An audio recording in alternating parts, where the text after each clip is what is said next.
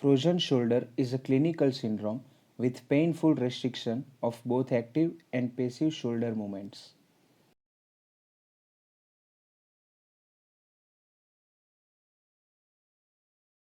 The causes of frozen shoulder are mainly idiopathic and are due to fibrosis following chronic inflammation. This chronic inflammation and fibrosis occurs due to primary shoulder causes and secondary non-shoulder causes.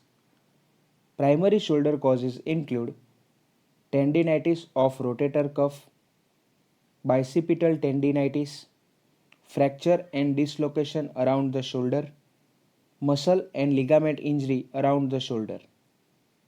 Secondary non-shoulder causes includes diabetes mellitus, hyperthyroidism, cardiovascular disease with referred pain to the shoulder which keeps the joint immobilized, reflex sympathetic dystrophy, and hypertriglyceridemia.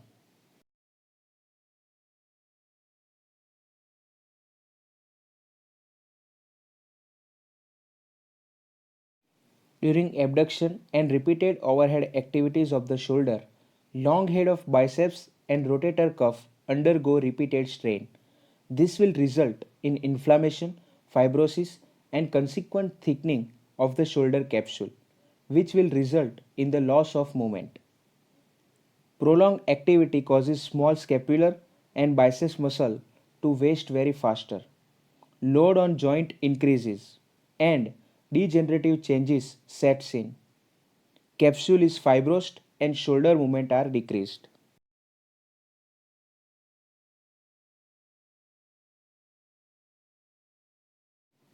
There are three classical stages in the frozen shoulder. Stage 1, which is called freezing stage. Patient complains of pain with insidious onset, decreased movements, external rotation followed by loss of abduction and forward flexion. Internal rotation is least affected. This stage lasts for 10 to 36 weeks. Pain is predominantly nocturnal and usually does not radiate below the elbow. Stage 2, which is called frozen stage. In this stage, pain gradually decreases and the patient complains of progressive stiff shoulder. This stage lasts for 3 months. Stage 3, which is called stage of recovery or thawing phase. In this stage, patient will have no pain and movement will have recovered but will never be regained to normal. This stage lasts for 6 months to 2 years. In this stage, ADL is severely affected.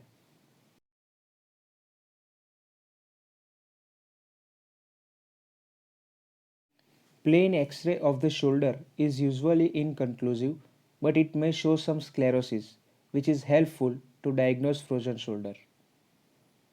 Differential diagnoses include rotator cuff tear, shoulder impingement syndrome, painful arc syndrome, and supraspinatus tear.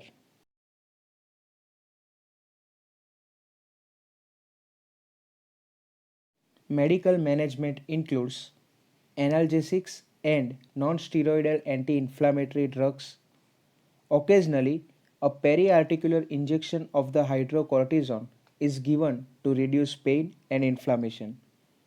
Manipulation under general anesthesia is used as a last resort.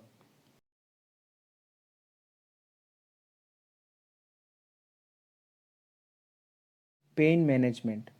To reduce the pain, following physiotherapy treatment are given: TENS, shortwave diathermy, IFT, laser, hydrocollateral pack, massage to the painful tissue, mobilization to the shoulder grade 1 and 2, and whole upper limb vibration.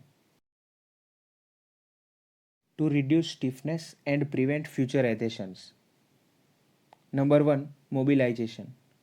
Maitland mobilization of grade 3 and 4 to the glenohumeral joint, acromioclavicular joint, and sternoclavicular joint. Number 2. Mulligan mobilization. It is done to reduce pain and stiffness. Number 3. Active exercise. All the movements of the shoulder joint should be done actively with or without help of stick. Flexion, abduction and external rotation are the movements which is our concern of. Number 4. Use of assistive device. Some assistive device can be very useful to reduce stiffness in the shoulder.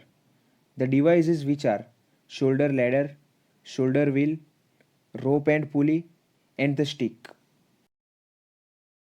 Special concern for shoulder adduction, internal rotation and extension. Combination of these movements is most painful and stiff because it is the first movement that has been affected in frozen shoulder. So we have to give special attention to recover from this stiffness. Mulligan mobilization for these movements are very useful. Active exercise with stick or towel for these movements should be started as soon as possible. Pendular exercise. In a forward stooping position, with one hand resting on the table or chair, the patient gradually swings his arm like a pendular and later carried out circumduction movement. Pendular exercise should be started actively and then gradually the weight should be put in hand to increase the distraction force.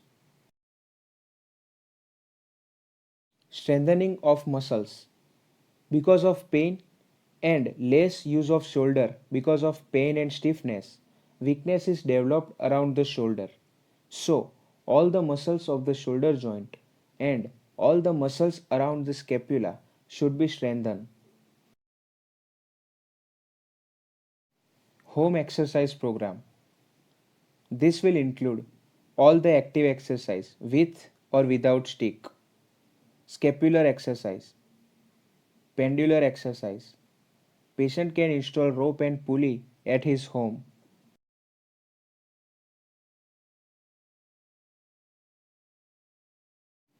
Do not sleep on the affected shoulder. Do not bear weight on the affected hand. Do not lift heavy weights. Do not do overhead activity often.